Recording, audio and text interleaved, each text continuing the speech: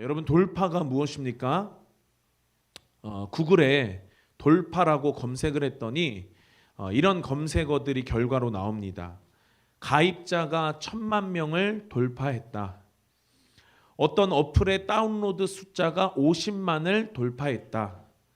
카카오페이 월 거래액이 1조 원을 돌파했다. 코스피 지수가 몇 천을 돌파했다. 이 돌파했다라고 하는 이 말이 갖는 의미가 여러분 무엇입니까? 이 구글이 검색한 결과들을 보고 어떤 의미를 가지느냐라고 곰곰이 생각해 보면 돌파했다라고 하는 말은 넘어섰다라고 하는 의미를 가지는 것 같습니다. 가입자가 1,000만 명을 넘어섰다. 어떤 어플의 다운로드 숫자가 50만을 넘어섰다. 카카오페이 월 거래액이 1조 원을 넘어섰다. 코스피 지수가 몇 천을 넘어섰다. 돌파했다라고 하는 말은 넘어섰다라고 하는 그러한 말로 같은 의미를 지니는 것을 우리는 알 수 있습니다. 그러면 우리는 무엇을 돌파해야 하고 우리 무엇을 넘어서야 하는지 오늘 함께 우리가 말씀을 나누기를 원하는데요.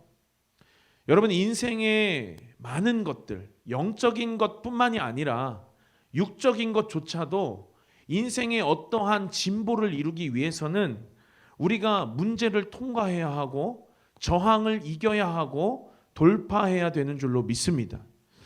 우리가 하다못해 다이어트를 한다라고 해도 이 내게서 샘솟는 이 식욕을 절제하고 억제해야 하고 또 움직이기 싫고 운동하기 싫은 무거운 몸을 이기고 움직여야 그래야 어떤 내가 설정한 건강한 삶이라고 하는 다이어트라고 하는 그 목표로 우리가 진보하고 한 걸음 나아갈 수 있는 것이죠. 그러한 지극히 육적인 문제 같아 보이는 그러한 문제조차도 우리는 돌파해야 합니다. 세상의 모든 문제들, 세상의 모든 인생의 영역들마다 우리가 뭔가 한 걸음 앞으로 나아가기 위해서는 그 저항을 이겨야 하고 돌파해야 한다라고 하는 것. 그러니 여러분 영적인 어떠한 목표, 영적인 어떠한 방향성이 설정되었을 때 그 저항은 실은 내 육체가 가진 어떤 육적인 문제를 향한 어떤 진보를 이루는 것보다도 더 심한 저항을 받고 더 치열한 싸움을 싸워야 하고 더 우리가 이것들을 돌파하기 위하여서 우리가 하나님을 더 붙잡고 나아가야 한다라고 하는 사실인 것입니다. 그러니 여러분 작은 것 하나조차도 우리의 인생은 늘 돌파해야 하는 문제 앞에 선 인생들인 줄로 믿습니다. 우리의 삶은 그래서 크고 작은 전쟁의 연속이라고 하는 것입니다. 작은 어떠한 것 하나 내가 하려고 해도 넘어야 할 산이 있고 이겨야 할 영역들이 있는 것처럼 인생의 지극히 작은 것들, 작은 것조차도 우리는 다 돌파해야 할 영역이라는 것, 돌파 안 해도 되는 영역이 없다라고 하는 것입니다. 그러니 여러분 인생을 두 가지로 우리가 구분한다라고 하면 돌파를 이룬 자와 돌파하지 못한 자로 나뉠 것입니다. 우리의 인생을 두 가지로 나눈다라고 하면 결국 이긴 자와 이기지 못한 자로 나뉘게 될 것입니다. 축구 경기나 또 야구 경기나 어떤 스포츠 경기를 보면 이기고 지는 것이 분명하게 나오죠. 그러나 토너먼트라든지 결승전이라든지 이러한 중요한 경기는 반드시 승부차기를 가서라도 이 경기에 이긴 자와 진 자가 분명하게 나뉘어집니다. 그러니 여러분 우리 인생이라고 하는 경기도 인생이라고 하는 것도 반드시 우리의 인생의 시간 마침표를 찍는 그날에 이겼느냐 졌느냐 돌파하였느냐 돌파하지 못하였느냐가 분명히 나뉘어진다라고 하는 것을 우리는 기억해야 되는 줄로 믿습니다. 성경에 나오는 수많은 인물들, 하나님이 사용하셨던 사람들, 하나님께 속한 사람들은 여러분 다 돌파의 사람들이었습니다. 성경의 수많은 그 하나님의 사람들은 다 돌파의 사람들이었는데 이 하나님의 사람들 그 가운데 여러분 어떤 자들이 돌파했던 것이 기억납니까? 다윗이 돌파했죠. 아브라함도 돌파했습니다. 모세도 돌파했습니다. 히스기야도 돌파했습니다. 여호수아도 돌파했습니다. 수많은 하나님의 사람들이 다 돌파했던 사람들입니다. 돌파라고 하는 말 그대로 어떤 난관에 부딪혔을 때 그것을 피하지 않고 도망가지 않고 돌아서지 않고 정면으로 그것을 뛰어넘었다라고 하는 것입니다. 하나님을 믿는 자들은, 하나님께 속한 자들은 다 그렇게 정면으로 모든 어떠한 문제를 만났을 때 이것을 피해서 도망가지 않고 이 문제를 정면으로 돌파했다라고 하는 것. 여러분, 모세도 우리 배경화면 중에 홍해바다 갈라지는 배경 영상이 있죠. 홍해바다를 맞닥뜨리고 그리고 뒤에 애굽의 군대들이 쫓아오는 그러한 상황 가운데에서 여러분, 하나님이 지팡이로 홍해바다를 꽂으라라고 말씀하셨을 때 그가 그 말씀에 순종하고 순복해서 모세가 지팡이를 꽂는 저 행위는 돌파의 영역이었습니다. 돌파의 영역을 내 삶 가운데에서 이루자. 그러자 하나님께서 저렇게 홍해 바다를 가르시면서 믿음의 기적으로 역사하시고 환경의 어떠한 문제를 이겨 넘어설 수 있게끔 하나님께서 기적을 베푸시는 것입니다. 그러니 여러분, 오늘 우리의 삶 가운데 이러한 돌파의 은혜가 충만하게 부어지게 되시길 예수님의 이름으로 축원합니다. 오늘 저는 성경에 나오는 많은 돌파의 사람들 가운데 한 사람을 나누고 우리가 살고 있는 이 시대에 우리가 과연 어떠한 영역들을 어떠한 모습으로 돌파해야 하는지, 그리고 이 돌파는 어떻게 할 수 있는지 이 말씀을 가지고 여러분과 함께 짧은 시간 말씀을 나누고 기도하기를 원합니다. 하나님은 저렇게 우리가 영상을 본 것처럼 돌파를 통해서 일하십니다. 여러분도 이미 여러분의 삶이 지금까지 오신 그 시간들을 뒤돌아보면 여러분의 삶의 영역 가운데에 돌파한 영역들이 반드시 있습니다. 그리고 또 앞으로 남아있는 인생들 속에서 또 지금의 상황 가운데서 여러분들이 돌파해야 할 영역들 또한 있습니다. 오늘 제가 여러분들에게 추천드리기는 집에 돌아가셔서 한번 종이에 여러분들의 삶을 돌아보시면서 써보시기를 축원합니다. 여러분들이 그동안 여러분들의 인생을 사시면서 하나님의 은혜로 여러분들이 어떠한 영역들을 돌파하셨는지, 그리고 나서 그 영역들을 다시금 하나님 앞에 기억하면서 하나님께 감사하시는 시간 갖게 되시길 예수님의 이름으로 축복합니다. 그리고 또 적어보시기를 바랍니다.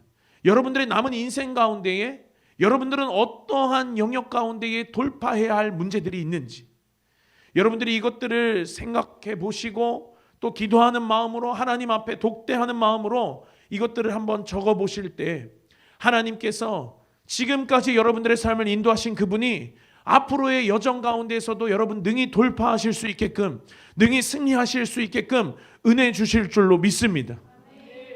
그러나 설교 시간에 또 이거를 생각해 보거나 주보에 막 이렇게 적는 일은 없도록 여러분들이 꼭 집에 돌아가셔서 한번 적어 보시기를 축복합니다. 돌파하면 많은 성경의 인물들이 생각난다고, 그래서 아까 많은 몇 인물들을 이야기했죠.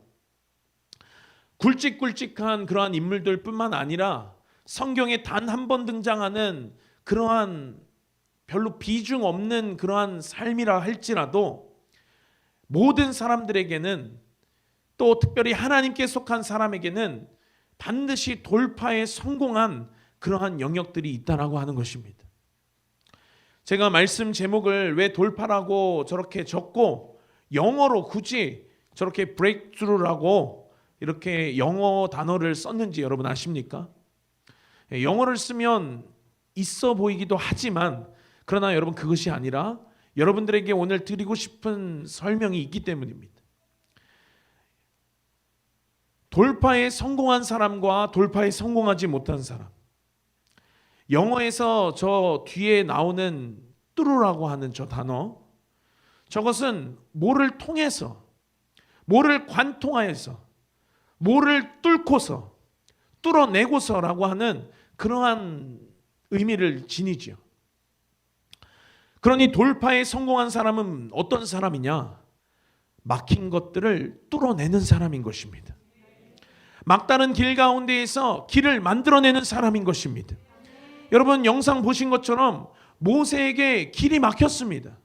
홍해 바다라고 하는 환경의 어려움이 그의 앞에 가로막았고 뒤에는 애국 군대가 칼을 들고 무기를 들고 쫓아오는 절체절명의 그러한 상황이었습니다.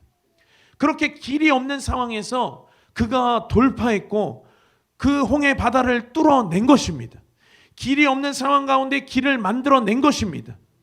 눈에는 길이 보이지 않았습니다. 바다였지요. 그러나 많은 사람들이 거기서 절망했고 모세를 원망했습니다. 그러나 돌파하는 사람은 내 발을 들어서 믿음의 한 걸음을 내딛는 사람인 줄로 믿습니다. 그때의 길이 생기는 것입니다. 그 한 걸음을 걸을 때, 그 길을 걸을 때 돌파의 사람은 그래서 믿음의 사람인 것이고 믿음의 사람이 걷는 여정이 바로 이와 같다라고 하는 것입니다. 그런데 여러분 돌파하지 못하는 사람은 어떻게 합니까? 그 길에서 주저앉아 버립니다. 돌파하지 못하는 사람은 어떻게 합니까? 그 장애물 앞에서 좌절합니다. 낭망합니다. 그래서 저 브레이크트루 하지 못하고 그냥 그 자리에서 주저앉아 버리는 사람들.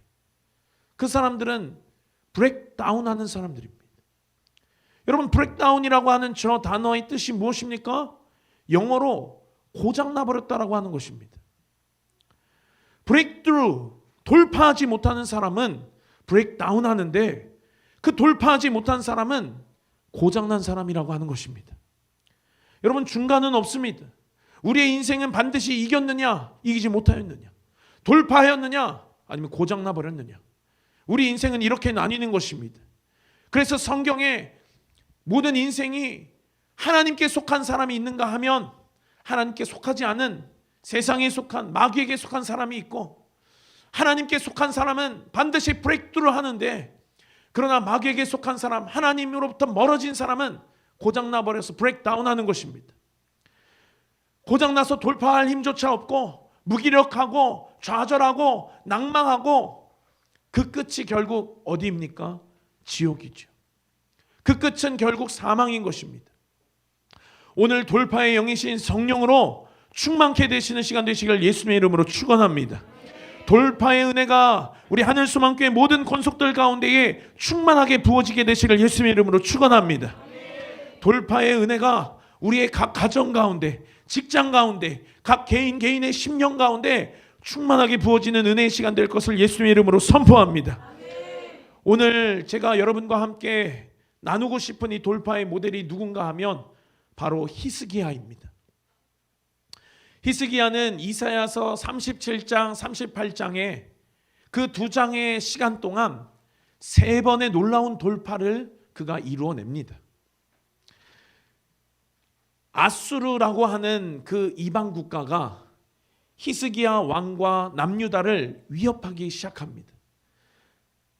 이집트, 애굽, 아수르, 바벨론, 헬라, 로마, 이러한 역대 이방 나라 국가들 가운데 특별히 아수르라고 하는 국가는 아주 잔인하고 아주 얼마나 이 잔혹함이 엄청났냐면, 아수르의 포로로 잡혔다 그러면 그 포로의 코에 창으로 구멍을 뚫어서 쇠꼬챙이를 코에다가 꽂아버리고 그 쇠꼬챙이를 가지고 질질 끌고 다닐 만큼 잔인하고 잔혹한 그러한 나라가 바로 아수르라고 하는 나라였습니다.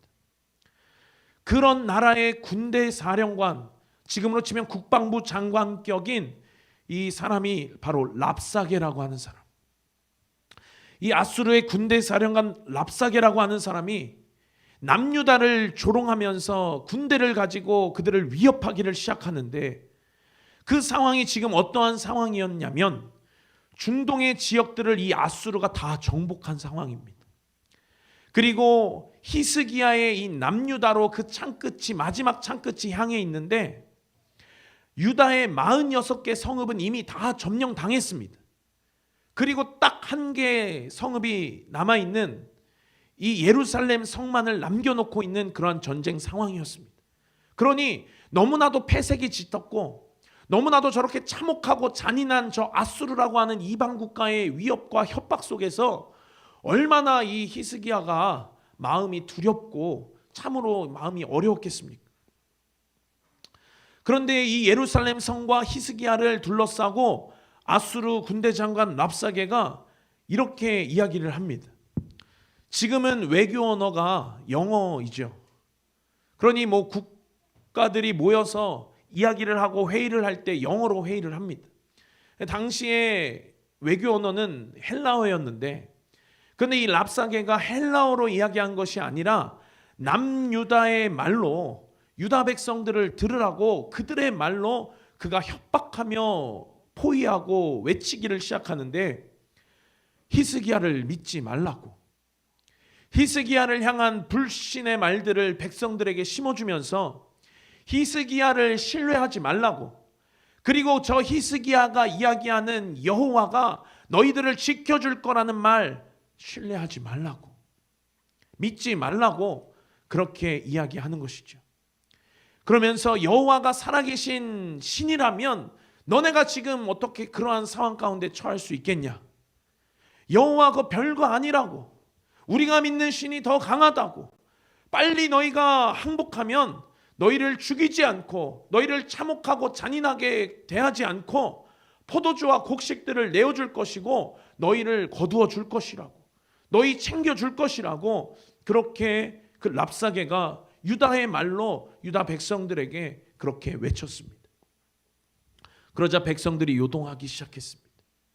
신하들도 항복해야 합니다. 히스기야 왕에게 가서 이 뭐 지금 절망뿐이니 그들에게 항복해야 합니다라고 하는 항복파와 항복하지 않고 끝까지 싸워야 한다라는 파로 나뉘어서 신하들도 둘로 나뉘고 갈라지고 말았습니다. 그리고 무엇보다도 이 모든 일에 책임을 져야 하고 선택해야 하는 히스기야의 마음, 여러분 얼마나 상상할 수 없을 만큼 아프고 어렵고 그 마음이 무너지는 것 같겠습니까? 그런 상황 가운데서 히스기야가 주님께 나아가면서 했던 기도가 바로 이사야서 37장 1절에서 3절 말씀입니다. 우리 앞에 화면 보시면서 함께 큰 소리로 읽겠습니다. 시작. 히스기야 왕이 듣고 그 옷을 찢고 굵은 배를 입고 여호와의 전으로 갔고 국내 대신 엘리야김과 서기관 셈나와 제사장 중 어른들도 굵은 배를 입으니라. 왕이 그들을 아모스의 아들 선지자 이사야에게로 보내매 그들이 이사야에게 이르되 히스기야의 말씀에 오늘은 환난과 책벌과 능욕의 날이라. 아이를 낳으려 하나 해산할 힘이 없음 같도다. 히스기야가 이 랍사게의 협박과 이러한 말들을 듣고 그가 했던 것은 옷을 찢었습니다. 굵은 베옷을 입었습니다. 여러분 이것은 무엇을 의미합니까? 하나님 앞에 마음을 겸손하게 하고 마음을 가난하게 하고 옷을 찢었다라고 하는 거, 인간적인 어떠한 슬픔, 그러니 절박하고 간절한 마음으로 하나님 앞에 나아갔다라고 하는 것입니다. 하나님께 나아가는 자는 반드시 저러한 모습으로 나아가야 되는 줄로 믿습니다. 우리의 옷을 찢고 굵은 베옷을 입고 마음을 겸손하게 하고 가난하게 하고 정말 하나님이 아니고서는 안 될 것처럼 하나님 전부를 붙잡는 그러한 심정으로 나아갈 때 하나님은 역사하실 줄로 믿습니다. 그러나 우리에게는 너무나도 많은 선택지가 있죠.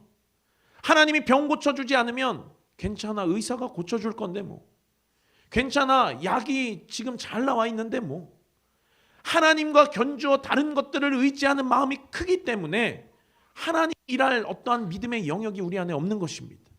그러니 저 아프리카, 저 오지 병원 한번 가보지 못한 저런 나라에서는 여러분 치유의 역사가 얼마나 물밀듯이 일어나는지, 그러나 이렇게 우리가 조금만 나가면 병원들이 있고 조금만 나가면 내가 진료를 볼 수 있고 약을 타먹을 수 있는 이러한 환경 가운데서는 많은 사람들이 하나님만을 의지하는 것이 아니라 이러한 것들도 같이 함께 의지하기 때문에, 그러니 하나님께 내 전심이 부어져야 하는데 그러지 못하니 내 안에 이 믿음의 영역이 작아서 하나님이 일하실 수가 없는 것입니다.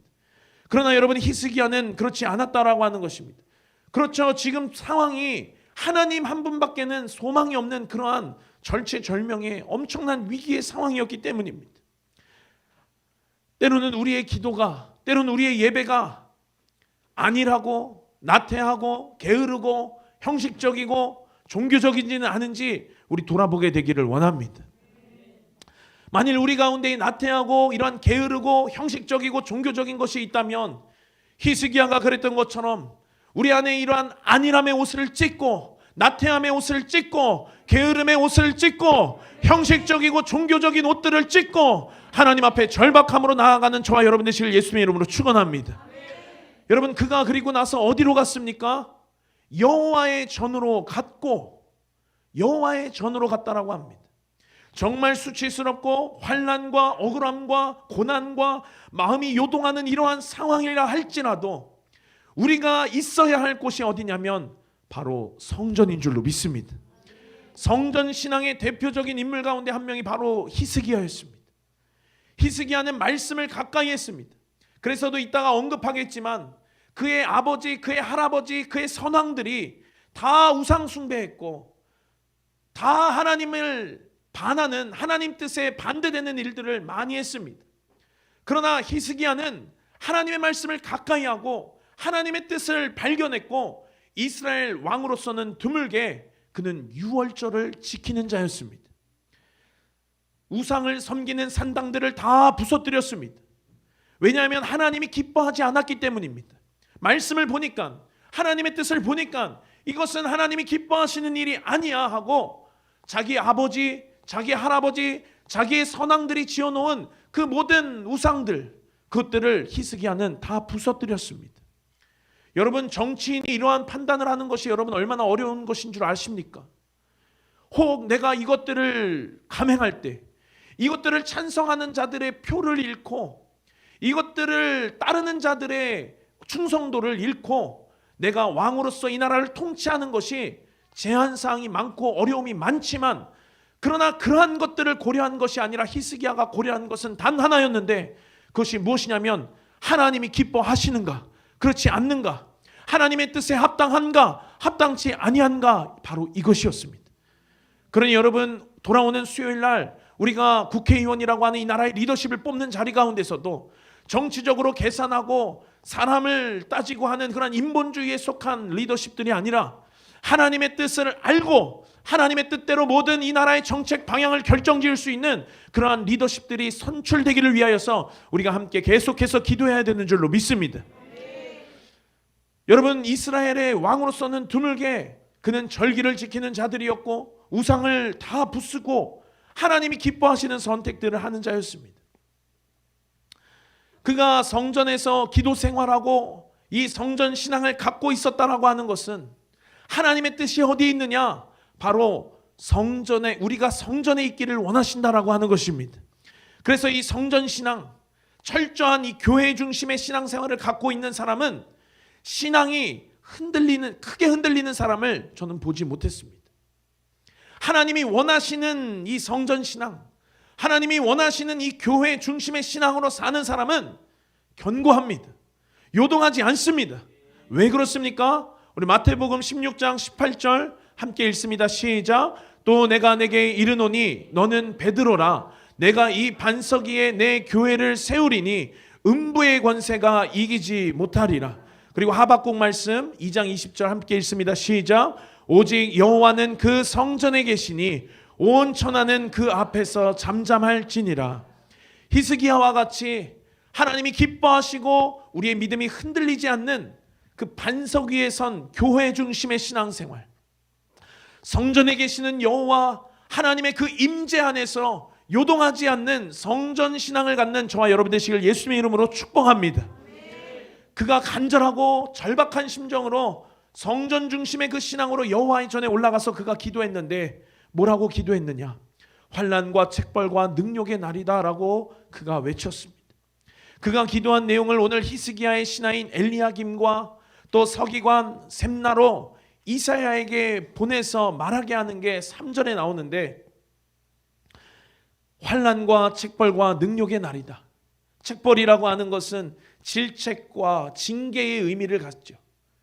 여러분, 인생에 우리가 환난의 때를 만납니다. 우리의 인생의 징계의 때를 만납니다. 질책과 책벌의 때, 때로는 억울한 때, 때로는 수치를 당한 때, 때로는 어려운 문제 만나는 그러한 순간, 사방이 다 막힌 것 같은 아주 힘든 그러한 시간들 우리의 인생에 있습니다. 그때에 우리가 어떻게 돌파할 수 있느냐를 오늘 히스기야가 본보기로 롤모델로 보여주고 있는 것입니다. 자기 옷을 찢고 굵은 베옷을 입고 간절한 심정으로 절박한 마음으로 성전으로 나온 것입니다. 여러분, 때로는 우리 마음 가운데 절박함이 없습니까? 때로는 우리 마음 가운데 간절함이 없습니까? 아니라고 나태하고 게으르고 형식적이고 종교적입니까? 오늘 말씀을 듣고 결단하는 저와 여러분 되시길 예수님의 이름으로 축원합니다. 성전에 나와서 기도의 자리에 나와 기도하시는 여러분 되시길 축원합니다. 절박함을 달라고, 간절함을 달라고 그때의 돌파가 이루어지는 줄로 믿습니다. 히스기야는 그의 첫 번째 문제를 이렇게 돌파합니다. 그리고 하나님은 이사야 선지자를 통해서 그의 마음을 위로해 주시죠. 그런데 얼마 지나지 않아서 그가 또 문제를 만납니다. 이번에는 군대 장관이 아니라, 국방부 장관이 아니라 아수르의 왕인 사네립이 그에게 직접 편지를 써서 보냅니다. 이전에 랍사게가 했던 조롱과 협박의 내용을 그대로 담아서 이 사네립이라고 하는 아수르의 왕이 직접 히스기야에게 편지하고 최후 통첩을 날리는 것입니다. 두 번째 히스기야의 환난의 때, 문제의 때 그가 동일하게 돌파합니다. 이미 정답을 알고 계신 분들 계시겠지만, 돌파의 여러 방법들이 있지만, 그래도 역시 돌파하는 힘은 어디서부터 나오느냐? 바로 하나님을 독대하는 기도에서부터 나오는 줄로 믿습니다. 우리 이사야서 37장 14, 15절 함께 읽습니다. 시작. 히스기야가 사자의 손에서 글을 받아보고 여호와의 전에 올라가서 그 글을 여호와 앞에 펴놓고 여호와께 기도하여 가로되. 여러분, 그 순간에 그가 어떻게 기도하느냐? 저 잔혹하고 참혹한 아수르라고 하는 이방 국가의 국방부 장관이 우리나라 말로 막 그렇게 협박하고 했을 때, 막 저렇게 백성들을 요동하게 하고 신하를 두 부류로 항복하자는 파와 항복하지 말자는 파로 나뉘게 했을 때, 그러한 문제 만났을 때 그는 기도해서 그 문제들을 돌파했고 마음을 다시금 일으킬 수 있었습니다. 그런데 마음 일으킨 지 얼마 되지 않아서 이번에는 저 아수르의 왕 사네립이 그 했던 내용들과 최후 통첩을 적어가지고 편지로 사자가 그것을 가지고 왔는데, 여러분, 마음이 여기서 또 무너질 수 있었지만 그 순간 어떻게 했냐면, 그 사자의 손에서 글을 받아보고 여호와의 전에 올라가서 그 편지를 여호와 앞에 펴놓고 여호와께 기도하고 하나님 앞에 부르짖었던 것입니다. 여러분, 히스기야가 흔들렸습니까? 흔들리지 않았습니다. 히스기야는 하나님의 사람이었기 때문입니다. 계속해서 여호와의 전에 올라갔습니다. 교회 중심, 성전 중심의 신앙으로 나아갔습니다. 견고했고 흔들리지 않았습니다. 문제가 있을 때마다 그는 철저하게 여호와의 전으로 올라갔던 것입니다. 편지를 펴고 그가 하나님 앞에 기도했습니다. 우리가 흔히 이러한 상황이라면 하나님 어떡합니까? 어떡합니까? 지금 국방부 장관이, 저 군대 장관이 나를 협박하고 우리 백성들을 요동하게 했었는데, 이거 이긴 지 얼마 안 돼서, 이 마음 내가 추스린 지 얼마 안 돼서 이번에는 저 왕이 내게 편지를 보냈습니다. 어떡합니까? 어떡합니까? 우리나라 어떡합니까? 이렇게 그가 하나님 앞에 독대하고 하나님 앞에 무조건 아뢰었던 것이 아닙니다. 그가 하나님 앞에 먼저 기도했던 것인데, 그것이 무엇이냐? 바로 하나님의 하나님 되심을 선포한 것입니다. 우리 16절 말씀 함께 읽습니다. 시작. 그룹 사이에 계신 이스라엘 하나님, 만군의 여호와여, 주는 천하 만국의 유일하신 하나님이시라. 주께서 천지를 조성하셨나이다. 지금 이러한 급박한 상황, 지금 이렇게 어려운 상황, 첫 번째 문제 돌파한 지 얼마 되지도 않았는데 또 이렇게 위기 맞은 상황 가운데서 그가 하나님 앞에 나와서 막 애걸복걸하며 하나님 바짓가랑이 붙잡고 나아갔던 것이 아니라, 그가 먼저 그 기도의 자리에 나아가서 그 편지를 하나님 앞에 펴놓고 그가 기도했던 첫 번째 기도가 무엇이었느냐? 바로 하나님의 하나님 되심을 선포한 것이었습니다. 그룹 사이에 계신 이스라엘 하나님, 만군의 여호와여, 주는 천하 만국의 유일하신 하나님이십니다. 주께서 천지를 조성하셨나이다. 하나님만이 창조주이십니다. 하나님만이 구원자이십니다. 하나님의 하나님 되심을 그가 선언한 것입니다. 이러한 억울한 순간, 위기의 순간, 고난의 순간에 방금 문제를 돌파했는데 얼마 지나지 않아서 또 만난 그 문제 앞에서 그가 신세한탄한 거 아니고, 그가 하나님 앞에 불평불만한 것 아니고, 하나님의 하나님 되심을 그가 선포했다라고 하는 것. 그러면서 17절에서부터야 그는 그의 문제를 하나님 앞에 아뢰기를 시작합니다. 하나님 앞에 우리의 가로막힌 상황을 맞닥뜨린 이 막다른 골목과 같은 순간을 당연히 우리는 하나님 앞에 아뢰야죠. 그러나 그보다 먼저 우리가 해야 할 하나님 앞에 기도는 무엇이냐면 바로 하나님의 하나님 되심을 선포하는 것입니다. 우리의 신앙으로, 우리의 말로 그분을 고백하는 것입니다. 하나님만이 왕이십니다. 하나님만이 통치하십니다. 하나님만이 만군의 여호와이십니다. 승리의 주이십니다. 어제나 오늘이나 영원토록 변함없으신 분이십니다. 유일하신 하나님이십니다. 살아계신 하나님이십니다. 우주 만물을 창조하신 광대하신 분이십니다. 우리의 기도의 자리에서 이러한 선포가 없고 이러한 하나님의 하나님 되심에 이러한 고백이 없다면 그냥 우리의 기도는 내가 바라는 것, 내가 원하는 것, 그냥 어디 이방 종교에서도 할 수 있는 비나이다 비나이다 내 소원 성취해주는 그러한 사람들과 별반 다를 바 없는 것입니다. 그러나 하나님을 향하여서 우리가 이러한 하나님의 하나님 되심을 하는 고백과 선포가 있다면 하나님과 나와의 관계가 정립되는 이 관계 정립이 먼저 우선된다면 때론 나의 기도에 하나님이 응답하지 않으셔도 그분은 하나님이시기 때문에, 그분은 왕이시기 때문에 응답하지 않으셨지만 그 기도는 응답인 것입니다. 여러분, 우리 하나님은 신실하신 분이십니다. 우리 하나님 좋으신 분이십니다. 그러니 여러분, 이 하나님의 하나님 되심이 우리 안에 먼저 선포되어지고 우리가 하나님 앞에 기도의 자리 가운데 나아갈 때 우리는 어떠하든지 모든 상황 가운데서 하나님 앞에 감사할 수 있게 되는 것입니다. 왜냐하면 그분의 하나님 되심을 우리는 먼저 선언했기 때문입니다. 그리고 나서 17, 19절에 지금의 상황을 하나님 앞에 아뢰며 이야기하죠. 우리 17, 19절 함께 읽습니다. 시작. 여호와여 귀를 기울여 들으시옵소서.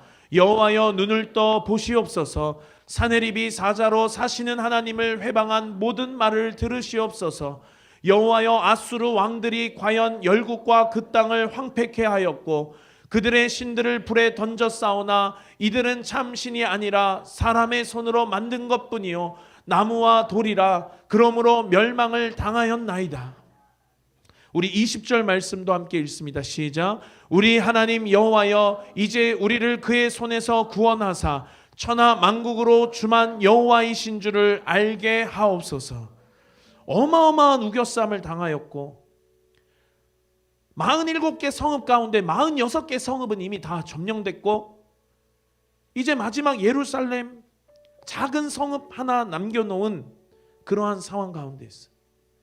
이게 뭐 회유인지 협박인지 유대의 말로 백성들도 다 들으라며 백성들의 마음을 요동하게 하고 하나님을 향한 불신의 마음들을 심어놓고 신하들의 마음은 갈라지고 나라의 존폐가 걸린 이러한 상황 가운데 뭔가를 선택해야 하는 이 히스기야가 할 수 있었던 단 한 가지가 무엇이었느냐면 바로 기도였던 것입니다. 여러분, 경부고속도로를 지나가다 보면 왜 걱정하십니까? 기도할 수 있는데 라고 하는 광고 표지판이 하나 있습니다. 그러니 여러분, 돌파의 가장 강력한 핵심은 무엇이냐? 바로 기도인 줄로 믿습니다. 그 결과 하나님께서 저렇게 하나님 앞에 독대하며 하나님의 하나님 되심을 선포하고 지금의 상황을 저렇게 하나님 앞에 아뢰는 부르짖는 저 히스기야에게 하나님이 뭐라고 응답하십니까? 33절 35절 함께 읽습니다. 시작.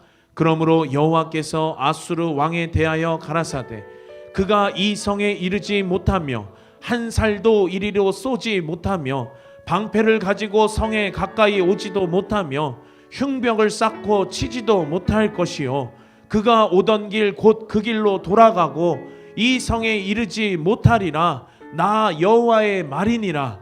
대저 내가 나를 위하며 내 종 다윗을 위하여 이 성을 보호하며 구원하리라 하셨나이다.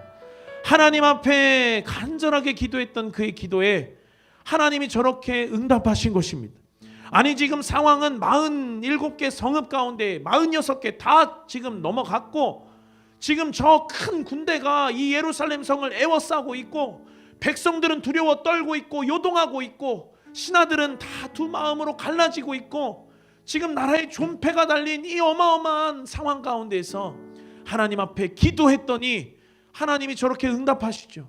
저 군대 저들이 어마어마한 화살들을 가지고 있지만 살 하나 이 성으로 쏘지 못할 것이고 저들이 어마어마한 군대의 군사력을 가지고 있지만 저 왕이 이 성으로 들어오지 못할 것이고 그들이 왔던 길로 그들은 돌아가고 말 것이다.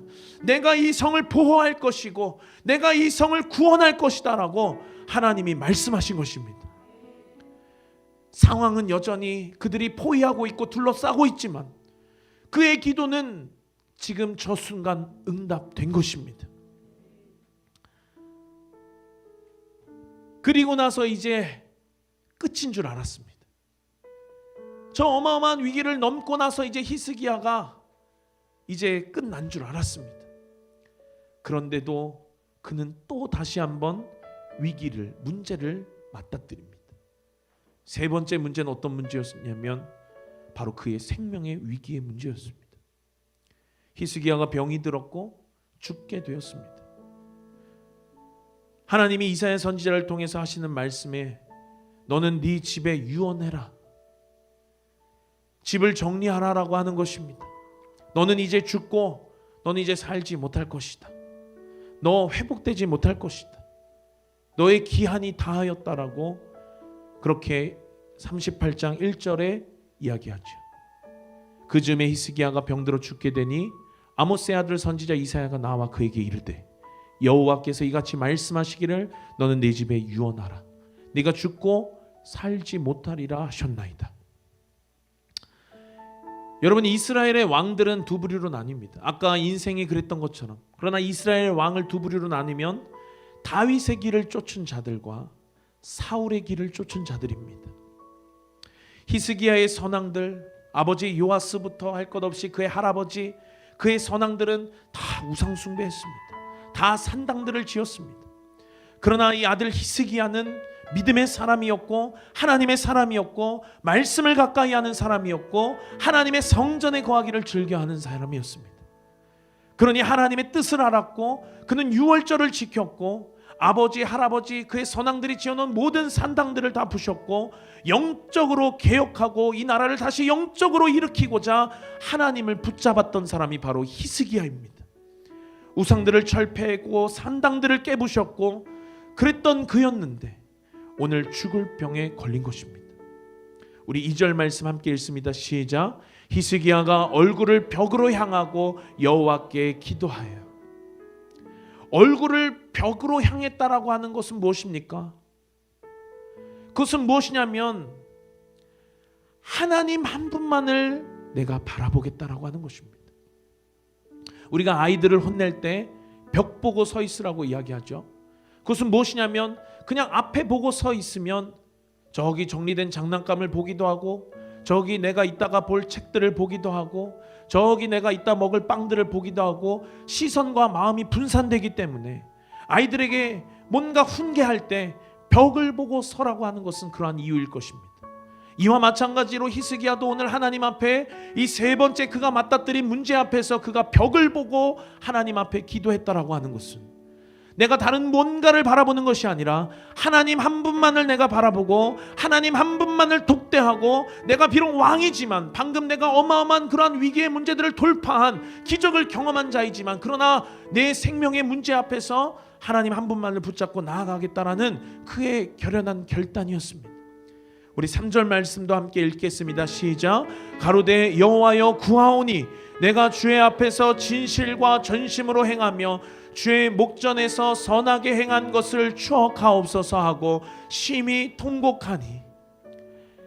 내가 진실로 전심으로 행하며 주의 목전에서 선하게 행한 것을 추억해달라고, 기억해달라고 하나님 앞에 기도합니다. 그러면서 심히 통곡했다라고 성경이 기록하지요. 다른 버전 성경을 봤더니 하나님 간구하옵기는 제가 지금까지 어떻게 살아왔는지 저를 기억해 주십시오. 저는 주님 앞에서 신실했고 제 마음은 온전히 주께 드렸습니다. 이렇게 그가 고백했습니다. 여러분, 이것이 하나님 앞에 어떠한 고백이었습니까? 지난 히스기야의 인생 가운데 히스기야가 하나님을 사랑하고 하나님을 가까이하고 하나님이 원하신 것, 하나님이 기뻐하신 것, 사람 눈치 보지 않고 자기 아버지나 자기 할아버지 선왕들이 그 선왕들을 더 좋아하는 그 선왕들의 시대에 함께했던 신하들도 많이 있었을 것인데, 내가 왕으로 통치할 때에 그래서 적당히 눈치도 좀 보고 그들의 원하는 것들도 좀 들어주고 하는 그러한 것이 아니라, 그가 했던 모든 정책의 결정 방향은 하나님이 기뻐하시는 것을 선택했기 때문에 내가 하나님을 사랑해서 하나님을 가까이하고 나의 모든 정책, 내 인생의 방향이 하나님이 원하시는 것을 향했던 그 인생의 시간을 추억해달라고, 기억해달라고 하나님 앞에 아뢰는 것입니다. 그가 하나님 앞에 행했던 수많은 어려움 가운데서, 반대하는 많은 자들 가운데서 하나님 기뻐하시는 것을 선택했던 그것들, 그의 삶에 남았던 시간, 영원에 속했던 그 순간을 하나님 기억해 달라고 하는 것입니다. 여러분, 이와 마찬가지로 우리의 인생도 이와 동일한 것입니다. 하나님이 우리의 인생 가운데 마지막 심판대 앞에 서는 그 시간, 저와 여러분의 인생을 저울에 달아두시면서 하나님이 기억할 것은 여러분들이 이 인생을 살면서 얼마나 영원을 위하여서 살았는지, 얼마나 주와 교회와 복음과 하나님의 나라를 위하여서 살았는지, 그 인생의 시간들만 남을 것입니다. 그것들을 그의 자랑으로 삼았던, 교만했던 히스기야의 고백이 아닙니다. 유일하게 오늘 벽을 맞대고 그가 곧 죽는다라는 말을 들은 직후에 하나님을 독대하는 자리 가운데서 하나님 앞에 아뢰는 것입니다. 여러분, 하나님을 독대하는 저와 여러분 되시길 축원합니다. 그때에 하나님께서 먼저 말씀하실 것입니다. 누구누구야, 너의 지난 날의 너의 헌신을, 너의 선택을 내가 기억한다. 눈물에 진실된 기도가 신실했던 그의 삶을 통하여 하나님을 설득시켰습니다. 히스기야는 이 마지막 관문에서도 돌파했습니다. 생명의 수완을 15년 연장시키고 아수르에서 구원하시며 예루살렘 성을 보호하시는 그 하나님을 그가 경험한 것입니다. 그러니 오늘 우리가 함께 읽은 이 본문 말씀, 이를 행하는 여호와, 그것을 지어 성취하는 여호와, 그 이름이 여호와라는 자가 이같이 이르노라. 너는 내게 부르짖으라. 내가 내게 응답하겠고 네가 알지 못하는 크고 비밀한 일을 내게 보이리라. 히스기야가 죽고 60년이 지난 뒤에 이 예레미야 선지자를 통해서 하나님이 하신 말씀입니다. 둘은 동시대를 살지 않았습니다. 히스기야가 15년을 더 살았고 죽었고 60년이라는 시간이 흘렀고, 그리고 예레미야 선지자가 활동했기 때문입니다. 그러나 이 둘은 동시대를 살지 않았지만 어제나 오늘이나 영원토록 변함없으신 하나님이 하시는 말씀인 줄로 믿습니다. 살아계신 하나님의 말씀인 것입니다. 그러니 여러분, 우리가 살고 있는 시대는 참으로 어렵고 힘든 시대입니다. 쉽지 않은 시대입니다. 저마다 문제 없는 사람이 있습니까? 문제 없는 사람이 없습니다. 돌파해야 되는 영역들이 다 있고 넘어야 하는 문제들이 다 있습니다. 돈이 많은 자나 돈이 적은 자나, 또 사회적으로 어느 직위에 오른 자나 직위에 오르지 못한 자나, 모든 인생들이 다 문제가 많고 돌파해야 할 영역들이 너무나도 많습니다. 그러나 여러분, 이러한 상황의 돌파, 환경의 돌파, 또 감정의 돌파, 관계의 돌파, 영적인 이러한 돌파, 그것이 어떠한 돌파가 됐든지 간에 돌파의 유일한 키가 뭐냐? 바로 그것은 기도인 줄로 믿습니다. 히스기야의 3번 그가 직면한 문제 앞에 기도했던 그 기도들을 통하여서 그는 능히 돌파할 수 있었습니다. 우리 하나님이 응답하시는 그러한 분이십니다. 일을 행하시는 하나님이십니다. 성취하시는 하나님이십니다. 우리가 알지 못하는 크고 비밀한 일을 보이시는 하나님이십니다. 그 하나님이 오늘 돌파를 원하는 저와 여러분에게 이야기하고 있는 것입니다. 너는 내게 부르짖으라. 우리 시간에 함께 찬양하고 기도하기를 원하는데요, 이 하나님의 응답 앞에 우리가 반응하기를 원합니다. 우리의 어떠한 만난 문제들, 우리의 어떠한 만난 상황들, 때로는 그것이 홍해 바다와 같고 뒤에는 애국 군대가 쫓아오는 그러한 절체절명에 도저히 출구가 보이지 않는 사방이 가로막힘을 당한 것 같은 그러한 문제라 할지라도 여러분, 우리 하나님이 어떻게 역사하셨는지를 기억하시기를 축원합니다. 돌파를 원하는, 또 돌파해야 할 문제 앞에 서 있는 저와 여러분에게 우리 하나님이 요구하시는 것은 무엇이냐? 너는 내게 부르짖으라라고 하는 것입니다. 왜 부르짖으라고 이야기하십니까? 이를 행하시기 위하여서, 그것을 성취하시기 위하여서, 우리에게 응답하시고 우리가 알지 못하는 크고 비밀한 일을 보이시기 위하여서 우리 하나님은 우리의 모든 불신의 영역을 믿음의 영역으로 바꾸시기 위해 우리에게 부르짖어 기도하라라고 말씀하고 있는 줄로 믿습니다. 우리 이 시간에 함께 찬양하고 기도하겠습니다.